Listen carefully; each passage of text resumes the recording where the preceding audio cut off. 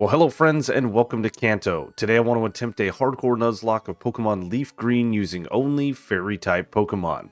I got through that. I keep saying Fire Red because that's typically the game we're playing, but today it is LeafGreen.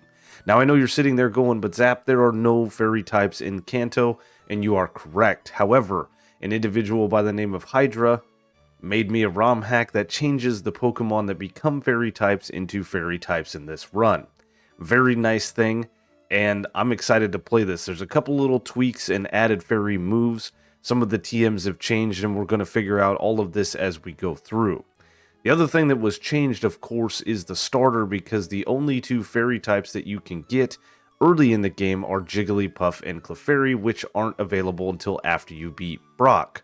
So Snubbull is going to be our Pokemon of choice. This is a Pokemon that not a lot of people play with anyway, so I am very excited to have it as a starter. We nickname it Huey. It does have a lonely plus attack minus defense nature, which is perfect, and the intimidate ability. Alright, this run is off to a great start. Just like in every other run before this one, we've of course nicknamed our rival Algorithm, because we are trying to beat the Algorithm both in-game and in real life. The in-game Algorithm is a solo mission, but the real-life Algorithm is a team effort, and I need your help to defeat it. How can you help me, you may ask? Well, it is very simple. You can like the video, comment, subscribe to the channel, hit the notification bell, share this video with anybody you deem fit.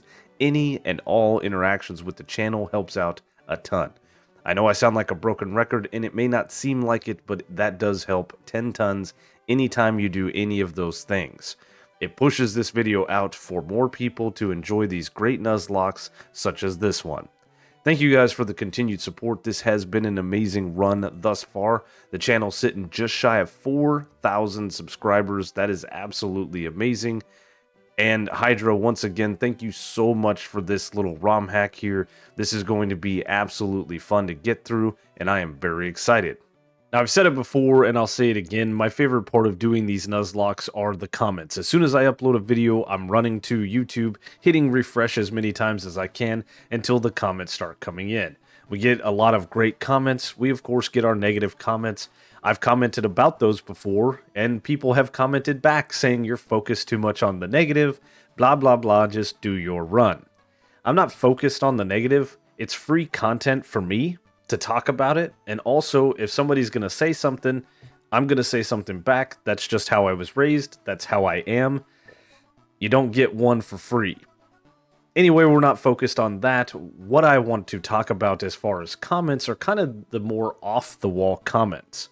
People come in and start asking questions like, hey, when using an emulator, how do you change the starter Pokemon? And of course, my first answer is this is a legitimate Game Boy Advance, or this is a legitimate Nintendo DS, which is utter BS because you guys know as well as I know, you wouldn't be able to get these quality videos that any of us Nuzlockers use, or anybody that plays retro games for that matter, without using an emulation device. It's a nice little back and forth tag your it game that we like to play. I'm of course being facetious. I'm not trying to hide anything. You guys know, everybody knows this is emulation. If Nintendo would put this stuff on the Nintendo Switch, we could like curb all of that. I would pay for that, and I would play on the Nintendo Switch. But you really need the speed up feature, because maybe I'd still emulate it. It's not like Nintendo execs are watching this video, so it doesn't really matter, right? They might hit me with a cease and desist, but we'll cross that bridge later. Anyway, when I get comments like that, normally we go back and forth a little bit, but this specific comment was, how do you change the starter on the Drastic emulator? Which I don't use that emulator on my computer. I do have it on my phone, and I'm pretty sure that's not a part of it. Of course, I use the universal randomizer, and I told that person that, to which they're like, you send that to me? No, I did do some legwork to get it, at least the updated version for like Generation 4 when playing Pokemon Platinum. You can skip the distortion world with the universal Pokemon randomizer that I have in the Discord. Come in, grab it if you want it. You don't have to stick around, I understand. I do hate seeing people come and go, but it's up there. It's available for everybody. The link to the Discord, of course, is in the description below. The other comment that I got that I thought was a little off the wall was somebody came in saying, How do you stick to the rules of the Nuzlocke, and then why do ROM hack makers get rid of things like the forced difficulty spikes or the forced Nuzlocke part of their ROM hacks, to which I have no idea. I don't know how to make ROM hacks. I didn't make this one. This one was made for me. Once again, thank you, Hydra. I can't thank you enough. This is absolutely awesome. As far as the confines of the Nuzlocke rules, I'm not 100% sure what they mean. I think they're alluding to, like, how do you not cheat? But I'm not 100% sure. Nuzlocks are self-imposed set of rules. I'm doing this to myself, so what's the point of doing these runs if we're not following the rules? That's what makes them so fun. And I have so much fun with these rules because these games are relatively easy. At least Generation 3 here, Fire Red and Leaf Green, very easy games. You start adding the monotype challenge and a hardcore Nuzlocke, it makes everything that much more difficult and it makes it that much more fun. Didn't really answer their question, I don't think, but I mean, it was never really something that crossed my mind. Everything that we do in these games, I'm very transparent about. We're not trying to hide nothing from nobody. We're just trying to have fun playing Pokemon. People get way too serious about this stuff. Brock's Pokemon are physically defensive, and of course, Huey is a physical attacker. Luckily, at the level cap, we do learn the special move Bite in this generation. And after a tackle, 2 bites take out the Geodude. One of them, of course, was a critical hit. Onix outspeeds and goes for Bind, which misses, and we lower its attack with Charm. Now it's a back and forth with Tackle and Bite a couple of turns before a Bind switches things up, and another critical hit Bite takes out the Onix, so that was a very uneventful and easy first gym badge. We have a couple of encounters that we can grab. First, on Route 3, a Jigglypuff named Webby that has a mild plus special attack and minus defense nature. It does have the move Cute Cry, which says it utterly charms the opponent with disarming cuteness. I believe this is disarming voice. The limitations of Generation 3 made things a little bit weird, but we do get a fairy type move. Now I know from my normal only run that Jigglypuff here has a very atrocious speed stat, and it was not a great Pokemon on the team. However, we are very limited in our encounters, so it goes on the team nonetheless. In Mount Moon, we get our hands on a Clefairy named Dewey. It has a naughty plus attack and minus special defense nature. It has the Cute Charm ability and the Cute Cry, which is disarming voice. This is a great Pokemon that we used in our normal only run, has a lot of versatility, and I expect great things. There of course also is a name theme. Can you guys guess it? There are 2 Moonstones available in Mount Moon, so why not, as we're doing some training here, level up and evolve our Pokemon. I believe that Dewey and Webby aren't going to learn great moves until much later in the game, so we get a Clefable. Now, right before taking on our rival here in Cerulean City, I of course also evolved Webby into a Wigglytuff. I think he's going to have a surprisingly difficult team. His Charmander is going to have Metal Claw for super effective damage, so we need all the bulk that we can get. The plan to take on the rival here in Cerulean is very simple. We're leading Webby, and then we're going to set up and take out his Pokemon with Rollout. We do get hit with a Sand Attack, which is a bit annoying. Then we get hit with a Gust and miss a Rollout. So another Gust Quick Attack combo before we can take out the Pidgeotto with Stage 1 Rollout. Metal Claw does decent damage, and then a Stage 2 Rollout takes out the Charmander. Perfect. Abra comes out and we miss the Rollout, and rather than setting up any more Rollouts, we should just swap here. Dewey comes in on a Teleport that doesn't work, and a couple of pounds is going to take out the Abra. As the Ratatatatata comes out, we go for a Cute Cry, get tagged with a Tail Whip, and then a Quick Attack, taking out the Rat with one more Cute Cry. Now, Misty has a fully evolved Starmie that is going to be relatively dangerous. Her Staryu, not so much. It goes for Harden, and 2 Cute Cries take it out. The Starmie is going to outspeed every single Pokemon on our team and has Stab Water Pulse that does a decent amount of damage. We do get a crit with Cute Cry, hit with one more Water Pulse, and we get a second crit, so never mind, that was easy. As we're heading to Vermilion City, we have an evolution with Huey evolving into a Gramble. Again, a Pokemon I have never really used. Very excited it's on the team. It is predominantly a physical attacker and has been great thus far. We can head through the Diglett's Tunnel out to Route 2 to do this in-game trade here with Riley. We trade an Abra that we got off of Route 24, and he will give us a Mr. Mime in return. I did not realize at the time of this trade how significant this Pokemon would be. There are a ton of trainers here in Kanto that use Poison-type Pokemon, and I just Never really realized that until we did this run. This is the most amazing counter that we can get this entire run because it counters them all beautifully. I did change the Myman's name to Louis, but I left Riley as the original trainer. It has a timid plus speed and minus attack nature. I wanted to change its name so that it matches the name theme, which, can you guys guess? Not yet? Okay.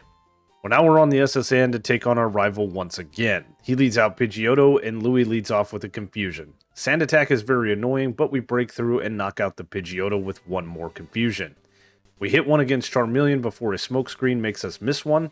Metal Claw is perfectly fine, and we take out the Charmeleon with one more Confusion. We're sitting at -2 accuracy, so as the Raticate comes out and we miss our attack, I decide to swap into Webby. We get hit with a Hyper Fang on the swap in, and then do very pitiful damage after another Hyper Fang with Cute Cry. I can't stay in because we're outsped, so I swap into Dewey, who doesn't take as much damage with a Hyper Fang, and then takes the Rat out with Cute Cry. Disarming Voice. Kadabra goes for Disable and misses. We do half with Cute Cry. It disables Cute Cry, and we take it out with Water Pulse. Very nice. Now, taking on Lieutenant Surge could be scary for the team just because his Pokemon are very fast. However, Huey can learn Dig. Sonic Boom does 20 damage, and then we take it out with a single Dig. As the Pikachu comes out, we actually outspeed this Pokemon and can take it out with a single Dig, dodging a Thunder Wave in the process. Up against the Raichu, I probably shouldn't go for Dig as it gets to set up 2 double teams, but Huey does not care, one-shotting it. We do get paralyzed from static and burn a Cherry Berry, but that was a very easy battle. Out on Route 8 is where I discovered the inapt ability for Louis to counter Poison-type Pokemon. We deal super effective damage with our Psychic-type moves and of course take neutral damage from the Poison-type moves. Every single one of our other teammates are hit very hard with weak Sludges from Grimers and even weak Poison Stings from these trainers' Nidorans. This trainer over here had a Muck that almost knocked out Webby, which would have spelled disaster for our very small team. We have done the events of the Rocket Hideout, and I did get my hands on enough money so that we could give Dewey an Ice Beam TM. With the Ice Beam TM and Erica's frail Pokemon, we should be able to knock them out relatively easy. Victory Bell goes down in a single Ice Beam, Tangela goes down exactly the same way, albeit a critical hit, and Vileplume doesn't go down, but a Stun Spore, of course, is healed off with a second Cherry Berry that we found just outside of the Rock Tunnel, and then after a Hyper Potion, back-to-back Ice Beams take out the Vileplume, despite the freeze and a full heal. We're now in the Pokemon Tower, and our lead is Huey. Huey was taught Rock Slide via the move tutor in the Rock Tunnel. It's a great move, he's a physical Pokemon, and easily knocks out the Pidgeotto. As the Charmeleon comes out, it too falls to a single Rock Slide. What a great start against our rival. A Bite against the Execute gets a flinch, so we can take it out with a second one, which is very nice. Kadabra is going to come out next, and it's going to fall to a single Bite despite it not being a physical move. And then last is his Gyarados. We do whiff a Rock Slide turn 1, and we get hit with a little bit of chip damage from Thrash. We ultimately take it out with another Rock Slide. At this point, I'm typically under-leveled, but I take on Koga and his poison types as they are typically easy. However, with my team, I don't want to risk Louis, and I want to do some more training, so we're going to head to the Sylph Company and probably Sabrina before we take on Koga. We're going to be at the level cap to take on Koga in this one. There are 2 other Pokemon that we could get on our team, however, they're only available post-game, but I've beaten this game before, a couple of times. First, let's meet a Togepi that we named Scrooge. It has a quirky neutral nature, and you can find this thing via an egg on 5 Island. This Pokemon is not great. It does have the Serene Grace ability, but that's not really going to do much for it in this run. Next is a Meryl named Launchpad that has a naughty plus attack and minus special defense nature. You can find these Pokemon on 4 Island. This Pokemon does have the huge power ability, but again, Gen 3 limitations make that mediocre. We're going to be able to teach it some good moves like Strength and then some stab options like Surf. Meryl is a great Pokemon, it really is. And after some running around and getting the friendship up of Scrooge, we can feed it a rare candy, give it a level so that it evolves at level 6 into a Togetic.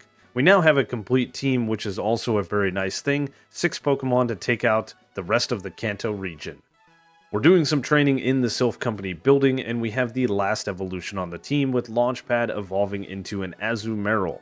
This is a great Pokemon. It is limited by the fact that there is no physical special split, but a welcome addition to the team nonetheless. I picked up TM01 right here in the Sylph Company, which is typically Dynamic Punch. However, in this ROM hack, it has been changed to Dazzling Gleam, aka Dazzle. We're going to go ahead and teach this to one of our Pokemon, Louis specifically, because it doesn't learn any Fairy-type moves via level up. I did get a little bit of a cheat sheet from Hydra helping me out in this run. Thank you for that, as I can make more educated decisions here as we go through the run. Not quite sure what I want to get rid of here, either Reflect or Light Screen. I don't think we need these anymore. Dazzle's going to be a much better move.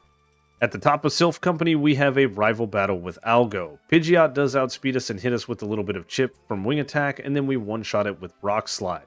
As the Execute comes out, I know this thing's going to go for Stun Spore, so I bring in Webby. I don't have any more Cherry Berries, so we can't shake off the paralysis. Confusion does some chip, and we take it to a Sliver with Play Rough. Another Confusion, and another Play Rough, and that is the end of Execute. As the Alakazam comes out, it sets up the Future Sight, and we stay paralyzed. Calm Mind, stay paralyzed, Future Sight fails, and we knock it out with a critical hit Mega Kick. We then soak up the Intimidate and tank the Future Sight damage before ultimately swapping into Huey. Huey is going to get off an Intimidate of its own, get hit with a very weak Bite, and then fire off a super effective Rock Slide to one-shot the Gyarados. Charizard outspeeds to tag us with Smokescreen, but that does not matter. Rock Slide one-shots. I did not show the first battle with Giovanni, but I should have. He's got some Poison-type Pokemon that threaten the team. A Surf does half of Nidorino's health, and then Poison Sting does a decent little bit of damage despite how weak that move is. Nidoqueen comes out and doesn't take as much damage from Surf despite it being super effective, so we opt for a Strength and then get nasty damage from Poison Sting. Wow. Another Surf takes it out, and as the Kangaskhan comes out, I decide to swap. We swap in on a Mega Punch that does a lot of damage. Brick Break doesn't quite one-shot, and then it just goes for Tail Whip, so one more Brick Break takes it out. His last Pokemon is going to be a Rhyhorn. I could stay in and go for Brick Breaks here, but I opt to swap in Dewey, who still has that Water Pulse TM. After a Fury attack, Water Pulse does in fact one-shot, and Giovanni wasn't that scary. Now, Sabrina has a predominantly physically weak team. Her Kadabra does outspeed going for Calm Mind, but we one-shot with Return that we have now taught to Huey. Mr. Mime is outsped in one-shot with a Return. Venomoth comes out next, and we could go for Rock Slide, but we just click A because this is the A button mashing simulator. Psychic is very scary and would have killed us if it had crit, but unpunished and one-shot sweep Sabrina. The team is all the way at the level cap, and now it is time to take on Koga. Now, I was very worried about this battle, but what you think is going to happen is exactly what happens. Louis comes out here with Psychic because we learned it at the level cap, and one-shot sweeps his entire team, rendering his poison Pokemon completely useless against our sheer power of Psychic abilities. We're in a bit of a boss rush at this point, and next up is Blaine. Now, his fire types don't stand up against a water type Pokemon, especially when you have Rain Dance and the Mystic Water. Fire Blast doesn't do much to us, and now it is one-shot City. Growlithe goes down to a single Surf, Ponyta comes out and falls to a single Surf as well. The Rapidash is going to come out next and unsurprisingly outspeed us, but Fire Blast doesn't do much, and we one-shot with Surf. His Arcanine comes out and hits us with another Intimidate, but that does not matter for the special type water Pokemon of Kanto. Now, normally I tell Bill to go sit in the Pokemon Center. I'm not doing the Sevi Island stuff, but on 2 Island there is the Move Relearner. Dewey can relearn Moonblast, and I believe Scrooge can learn Magical Leaf, so we're going to do the events so that we can relearn some moves. We do need a couple of mushrooms, which I've already collected. So now we just got to go through this rigmarole of 1 Island, 2 Island, and 3 Island. Which honestly wasn't that bad. We did it very fast with the speed up, and then we get to see cool things like Moonblast and the animation that was put into the game. Again, Hydra, thank you so much. This has been an extremely fun playthrough. Giovanni is last up for the gym trainers, and I had my choice of Pokemon to take on his team, ultimately landing on Louis. Magical Leaf will one-shot the Rhyhorn, the Dugtrio, and the other Rhyhorn. The Nidoqueen and Nidoking will fall to a Psychic apiece. Louis is the one-shot champion and definitely the MVP of this run. I think without Mr. Mime in this run, it would have been doable, but it would have been a lot harder with all of the poison Pokemon of Kanto. Now I rushed straight over to Route 22 and decided to take on the rival without doing any more training. An Ice Beam one-shots the Pidgeot. I've swapped up my strategy here as Dewey is pretty speedy. We also one-shot the Execute with another Ice Beam. Alakazam comes out and goes for Disable, but we were swapping up for Moonblast, leaving it at low red health. Psychic does decent damage before we take it out with one more Moonblast. The Rhyhorn is going to go down to a quad super effective Water Pulse, and that is 4 Pokemon down, 2 to go. As the Gyarados comes out, I decide to swap into Launchpad, who takes a Hydro Pump on the swap in very nicely, and then fires off a very strong Strength. Rain Dance is setting up his last Pokemon for failure as we take out the Gyarados with another Strength. A Rain-boosted Surf after a Wing Attack is not enough to take it out. Never mind, I thought it would. One more Wing Attack, and the Surf wins us the rival battle. And just like that, we're at the Elite Four with all of our Pokemon leveled up and ready to take them on. First, we have Webby with Play Rough, Mega Kick, Thunderbolt, and Ice Beam. Scrooge with Fairy Wind, Wish, Magical Leaf, and Fly. Louie with Psychic, Dazzling Gleam, Magical Leaf, and Thunderbolt. Dewey with Moonblast, Thunderbolt, Ice Beam, and Psychic. Launchpad with Play Rough, Strength, Rain Dance, and Surf. And rounding out the team, our starter, Huey, with Return, Brick Break, Rock Slide, and Play Rough for some coverage. Now, some of the Pokemon on the team haven't seen a lot of screen time because, well, they're not that great, Webby being one of them, so I decide to lead it against Lorelei and her underleveled Pokemon. A Thunderbolt takes it low, and then a Safeguard is fine.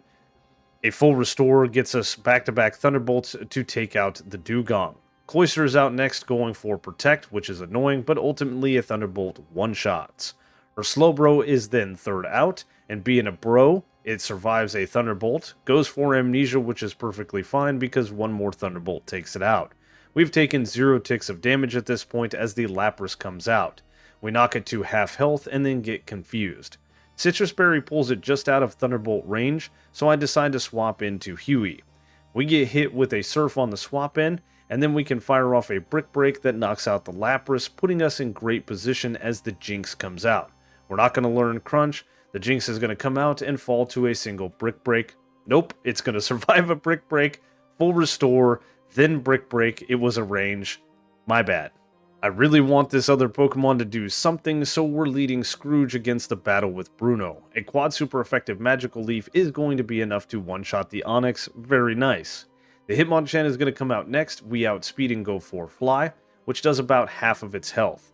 Rock Tomb is annoying, lowering our speed, but we still outspeed, hitting it with one more Fly to knock it out. That's a good showing from Scrooge, but this is where it ends. Cross Chop misses, Bulk Up is a little bit annoying, but we do pitiful damage after the defense raise. So ultimately I need to bring in Huey.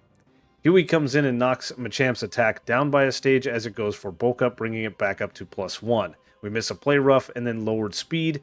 Machamp gets to +2 with a Play Rough and we take it low. After the Citrus Berry, it's still not enough to pull it out of healing range, so Bruno goes for a full Restore. Play Rough does half, and then Cross Chop would have taken us out if it had crit. Well, we risked Huey there unnecessarily, ultimately taking out the Machamp and swapping in Dewey as the Onix comes out. We take an Iron Tail and then have to fire off an Ice Beam because we got rid of Water Pulse for Psychic, or Thunderbolt. We got rid of it for Thunderbolt. Doesn't matter, Hitmonlee comes out and we one-shot it with Moonblast. I made that last battle unnecessarily difficult by leading with Scrooge. I'm done doing that, and I lead Louie against Agatha and her Poison-type team, which is going to go down exactly like Koga did before, with Stab super effective Psychics, one-shotting her entire team. We also outspeed them, which is great. The Intimidate from the Arbok does not matter. There is nothing her team can do. I also have a held Lumberry just in case we were outsped, and any shenanigans ensued. They don't. We one-shot. We win. On to Lance. Which Lance is completely and utterly walled by Dewey. We learned this in our normal only run, and now that we have the Fairy type, we wall him that much more. A quad super effective Thunderbolt is going to take out the Gyarados. His only real threat is his Aerodactyl because he outspeeds, getting a critical hit wing attack, but Thunderbolt one-shots it. That was a range, and we got it. A quad super effective Ice Beam is going to take out the Dragonite, and then both of his Dragonairs are going to fall to an Ice Beam apiece. Dewey has been a great addition to the team, and really Dewey and Louie could have done this entire region all by their lonesome.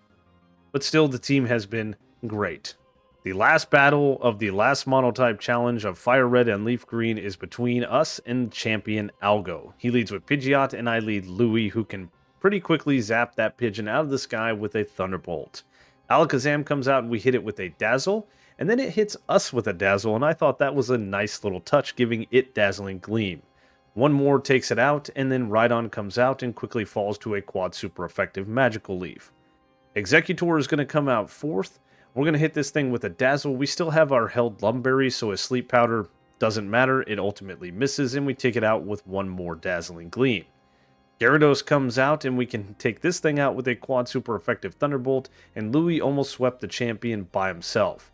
Charizard I am going to swap into Launchpad, who gets hit with a nasty little Fire Blast, and then we are outsped and hit with another one down to 68 HP before a Crit Surf, one-shots, winning us the rival battle, winning us the run. I'm so thankful to Hydra for making this ROM hack for me. It was so much fun. It was fun playing around with the fairy types. Great little game. Nothing else changed. Just adding that type to the game. Swapping around a couple of unused TMs. And the team honestly wasn't that bad. If you haven't guessed the name theme, it is DuckTales. I know most of you are going to get that. Now, there was two Pokemon on the teams, Webby and Scrooge, that were really kind of underwhelming, but they did have a place, and we did use them throughout the entire run. The rest of the team did great, and it was very nice playing with Pokemon we haven't played with, like Granbull. Great little Pokemon, especially with the Fairy type. I hope you guys enjoyed this run as much as I did doing it. If you did, you know the routine. Leave a like, leave a comment. Consider subscribing if you've made it this far. Once again, thank you so much for the support. Thank you so much for watching, and I will see you on the next one.